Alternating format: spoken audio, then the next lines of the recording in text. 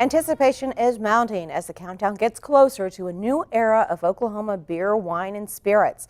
The work is underway to prepare for October 1st, the first day consumers can buy strong beer and wine in grocery stores. It's been nearly 2 years since voters approved State Question 792, which set Oklahoma on the course of modern liquor, beer, and wine laws.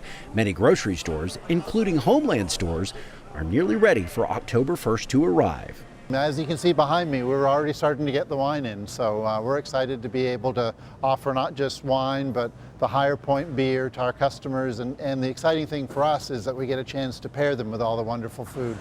It seems like a natural fit. Every now and then maybe you'll have a glass of wine by itself, but usually people are having wine or even beer more and more paired with food. So we've started to work a lot with our other departments around the store, and we think that's something that we can really offer customers. Homeland will feature local craft beer and wine. We have an unbelievable amount of great local wines and beers. And you say wines, that's crazy. No, it's absolutely true. Award-winning Oklahoma wines and some fantastic craft beers that we haven't been able to sell, that we haven't been able to pair with food around the store. And now it's going to be so easy for everybody to check them out and try them out. Those changes are in store for liquor stores as well. A lot of big changes for Oklahoma. First, you'll see wine in grocery stores. 3-2 beer is going away, and we'll have full-strength beer across the state. Retail liquor, grocery, and convenience. Liquor stores are going to have refrigerated full-strength beer, so we're going to welcome back Miller, Coors, Budweiser. For those who just don't want to wait until October 1 for strong versions of major beer brands, well, they don't have to, but it won't be cold leaving the store. Right now, currently, liquor stores are allowed to sell warm Coors, Miller, Budweiser, Michelob. All the brands that you've seen in grocery and convenience that you didn't find in retail liquor stores will now be available currently, just in warm format, but you'll see it cold in a couple more weeks. If you need something extra to go with the booze, liquor stores will be able to offer non-alcohol items. We're now allowed to sell other goods, so you're going to be able to see convenient things like ice, cups, coolers, bottle openers, tobacco products, soft drinks, mixers, all kinds of things that didn't really make sense that liquor stores couldn't sell will now be available to sell. The new law also means local beers will get more exposure. This is a big time for our local breweries. I know we have a huge following, and we love our local brewers. We love to back them and support them. So we've given a lot of shelf space and cooler space to make sure there's that offering there that people can come and get their favorite Oklahoma beers. One of those Oklahoma brands is Coop Ale Works. The company has been preparing for a major uptick in demand.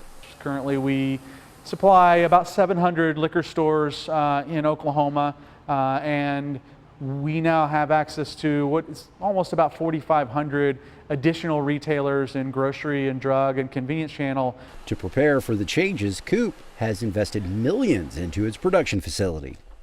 We've added fermentation, about $1 million worth of new fermentation so that we can manufacture more beer, ferment more beer. We've added a couple of $1 million worth of packaging equipment upgrades so that we can move from about 30 cans a minute on our old line to about 240 cans a minute produced. Those craft beers that are actually owned by beer giants like Budweiser and Coors are likely to dominate shelf space, but Mossman contends market forces will make room for local brands. That's where the consumer's really going to have to speak up to their retailer and say, I don't want that brand, I want this brand. And if you don't have this brand, I got to go to this other place to get it. And the retailers will respond, I think, accordingly. While liquor won't be on grocery store shelves in Oklahoma, the changes to the law will impact the state's distilleries. Prairie Wolf Spirits is getting ready to launch a new product on the same day strong beer and wine sales begin in grocery and convenience stores. We are about to launch our rum, which is called Obahoshi, which is the Seminole word for the wolf.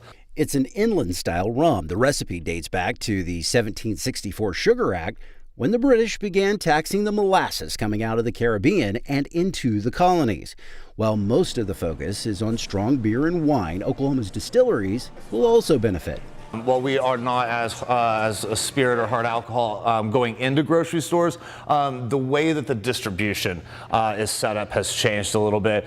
Tekel believes the change helps strengthen the relationship between distilleries and liquor stores. The moving of wine and strong beer to grocery actually gives the hard alcohol side of it, the spirit side of it, a little bit more of a foothold, where the liquor stores can do a little bit more with us and doing shelf talkers and classes if they're set up for that. While there are several wineries and breweries in Oklahoma, the distilleries are a relatively fledgling industry. Tekel would like to have the same opportunity of a tasting room as wineries and breweries have now.